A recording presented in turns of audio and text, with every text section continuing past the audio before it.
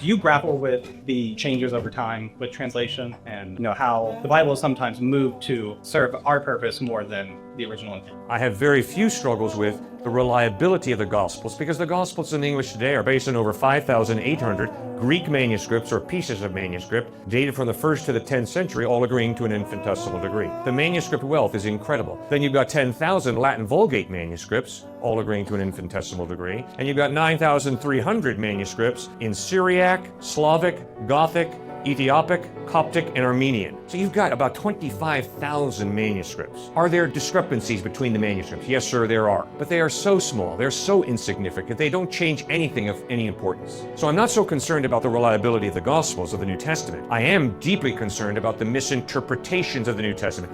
Jesus the Republican. No, he did not start the Republican Party. No, Jesus the Democrat. No, Jesus did not start the Democratic Party. The Jesus who was wrapped in an American flag and laid in a manger. No, he was not wrapped in an American flag to be laid in a manger. He was wrapped in swaddling clothes. Jesus the blonde-haired, blue-eyed guy who asserted white supremacy. False. Totally lying. Deception. Jesus was a Jew. Jesus is for all races. Let me ask you, what's the demographic in the world that has the highest percentage of Christians? Women of color. And in the United States, what's the demographic with the highest percentage? African American women. Okay, so around the world, those dumb women believe in Jesus, who was a sexist pig. Baloney, you're so insulting, it's incredible. Jesus elevated the role of women. Oh, the racist Jesus, he's the one that, I'm struggling with. No. Jesus did not have a racist bone in his body. In his first sermon in Luke chapter 4, he made a direct frontal attack on racism, and he told a synagogue filled with Jews, hey, guess what, guys? God loves Gentiles just as much as he loved Jews. And they were irate, and they grabbed him, and they bring him to a cliff to throw him to his death. For anybody to think that Jesus justified sexism or racism, they're misinterpreting the text in a very grievous way. So, yes, sir, I'm deeply concerned about the misinterpretations of the New Testament. Then we'll go a little further. I have to debate religion professors. If I want a good debate on a campus, I don't go to the science department, I go to the religion department. Why? Because the majority of the religion professors have knocked the supernatural out of the Gospels. They say, you can't expect educated 21st century students to believe that Jesus actually walked on water. No, he just knew where the stones were. He just went from stone to stone to stone. Baloney. He walked on water. Why? Because he's a supernatural God revealing himself in human form. And he didn't just spiritually rise from the dead, he bodily, physically rose from the dead, and over a period of 40 days, he appeared to over 500 people. So yes, I'm very concerned about the misinterpretation of the Bible.